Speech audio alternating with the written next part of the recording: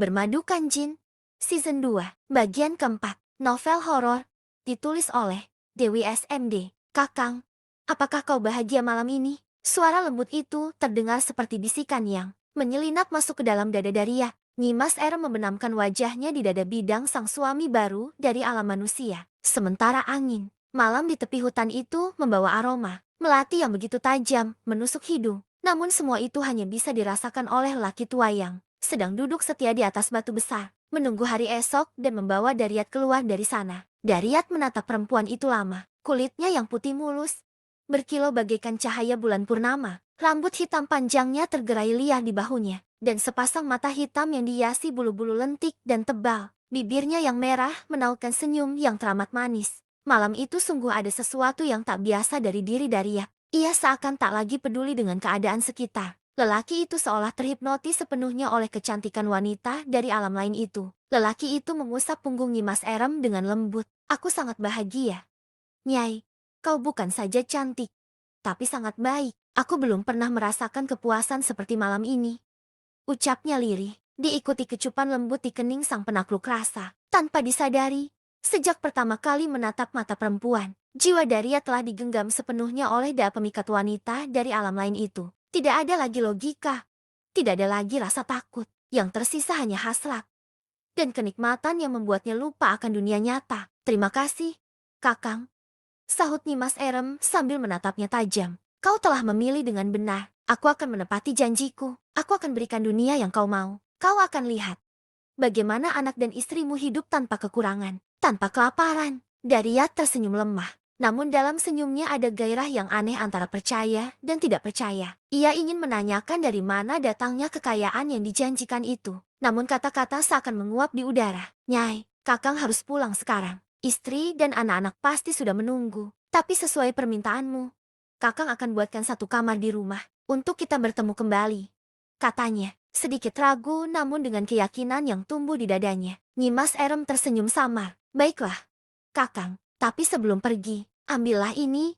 Ia menyerahkan sebuah kotak berwarna hitam legam, dihiasi ukiran halus menyerupai bunga teratai yang hampir layu. Bawalah ini pulang, tapi ingat, jangan sekalipun kau buka sebelum tiba di rumah. Ini hadiah dariku, untukmu dan keluargamu.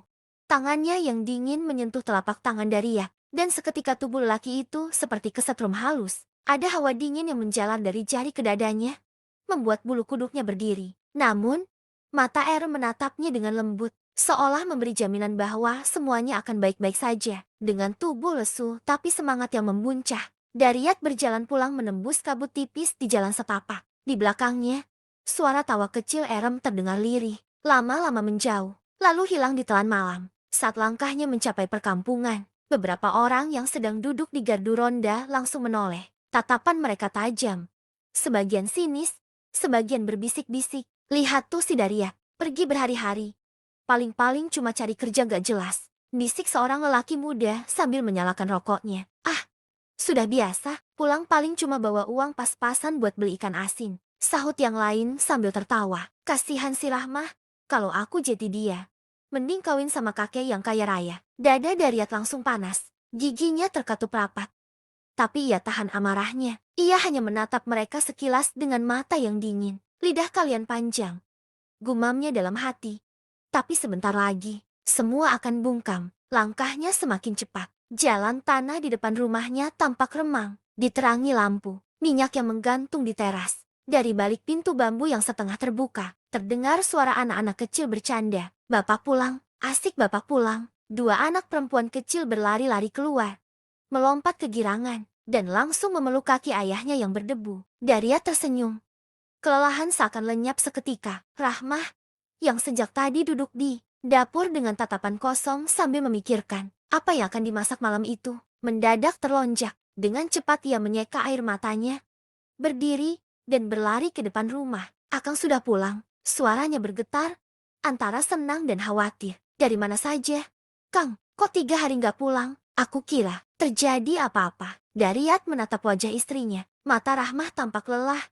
Pipinya tirus, rambutnya sedikit berantakan. Tapi tatapan perempuan itu masih sama penuh kasih dan setia. Ia menunduk pelan, merasa bersalah. Kita cerita nanti, Rahmah, ucap Dariat singkat. Sekarang, ayo masuk dulu, aku capek. Rahmah mengangguk pelan, lalu menggenggam tangan suaminya. Baik, Kang. Namun dari sudut matanya, Daryat menangkap raut kecewa di wajah kedua anaknya. Mereka mungkin berharap ayahnya pulang membawa sesuatu sekarung beras. Mungkin, atau sekadar roti manis. Tapi yang mereka lihat hanya tangan kosong. Selain kotak hitam yang Daryat genggam erat. Hatinya bergetar. Ia takut. Bagaimana jika benda itu bukan seperti yang dijanjikan? Malam itu, setelah melepas lelah, Daryat duduk ditemani sang istri di ruang depan. Lampu minyak di atas meja bergoyang tertiup angin. Kotak hitam pemberian Nyimas Erem ia letakkan di pangkuannya. Entah mengapa, setiap kali menatap benda itu, dadanya terasa sesak dan rindu mulai menguasai jiwanya. Rahmah yang duduk di sampingnya, menatap suaminya bingung. Akang, itu apa? Dari mana? Tanyanya lembut. Daria tersenyum kecil, meski matanya terlihat gelisah. Akang juga belum tahu Rahmah. Ini pemberian dari seseorang yang sangat baik. Jawabnya seraya tersenyum kecil membayangkan kecantikan istri mudanya. Ia kemudian bangkit dan melangkah ke kamar. Dari jendela, angin berhembus membawa suara bisikan samar. Seperti suara perempuan tertawa pelan di luar rumah. Daryat menoleh sekilas. Tak ada siapa-siapa. Tapi di halaman, bunga melati yang tak pernah tumbuh sebelumnya kini bermekaran, mengeluarkan aroma tajam yang membuat Rahmah terbatuk pelan. Dan di dalam kamar, Daryat menatap kotak hitam itu sekali lagi sebelum memejamkan mata. Di alam bawah sadarnya, Daryat kembali mendengar suara di telinganya. Suara lembut Nyimas Erem yang semakin membangkitkan gairah untuknya. Kembali bertemu dan memadu cinta. Jangan takut, Kakang. Mulai malam ini, nasibmu akan berubah. Kang, kok malah tidur? Coba buka saja dulu. Aku penasaran dengan apa yang ada dalam kotak itu. Ucap Rahmah yang mengikuti langkah suaminya masuk kamar. Rahmah yang penasaran tentang apa sebenarnya yang ada dalam kotak tersebut. Baiklah Nyi, sini kamu duduk dekat. Akang. Daryat menarik tangan. Erem.